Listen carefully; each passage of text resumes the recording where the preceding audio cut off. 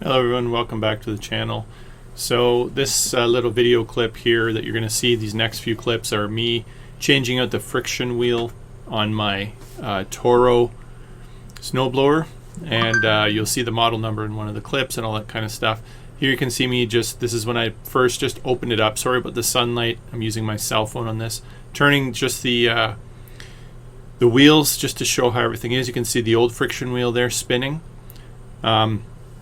In one of the videos I took off the two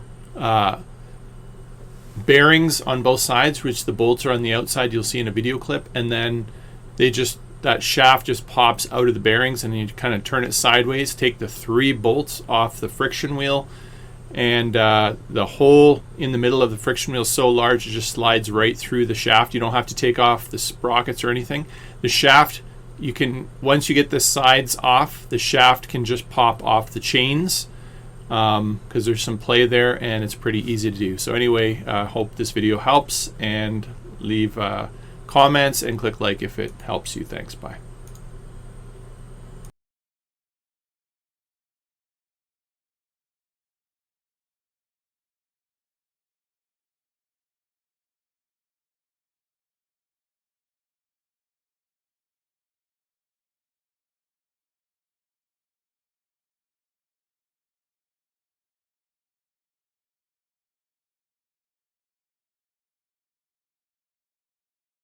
Alright guys, so we got a Toro Snowblower here. It is a Powermax 1028 OXE. Model number is 38644, and I just replaced the friction wheel. Pulled off some panels from the bottom one. There's 2 of them there, one of them here, and I had to pull off the tires, both of these tires. Sorry I didn't record this as I was doing it, wasn't sure if I'd be successful. Pull off the tires so you can get to these bolts, so you can get this bottom plate off. But the shaft that holds the friction wheel is this. So this tire has to come off so you can pop those 2 bolts, and this just pops off. And we're gonna look inside. You're gonna see in there, right, that's the inside part of that metal part that you pop off, and the shaft just rests on some bearings in there. And so what I did was I popped both those resting bearings off, and then this whole shaft is loose and you don't have to do much.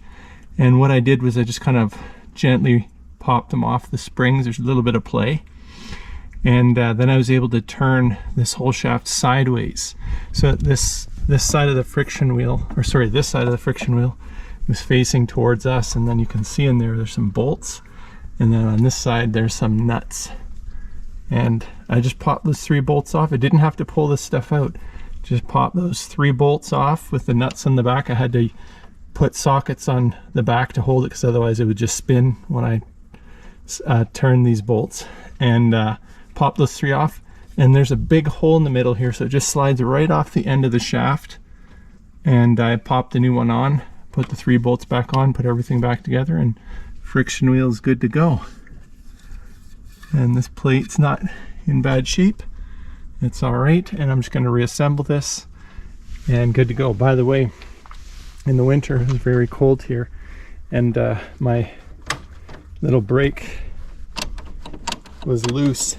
It was like all the way up, and it was all slack, and all I had to do was loosen this bolt here, pull down this whole cable until this was kind of snug down instead of loose up like that, and then tighten that bolt again, and boom, the brake release worked perfect. So anyway, hope that guys helps you.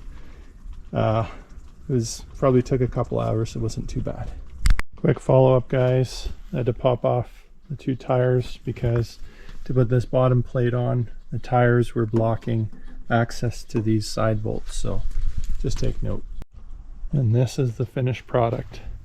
Bottom plate, 1 2 3 4, this plate plus these 2, oh, they're not tight, better tighten those up, and then this top plate, those 4.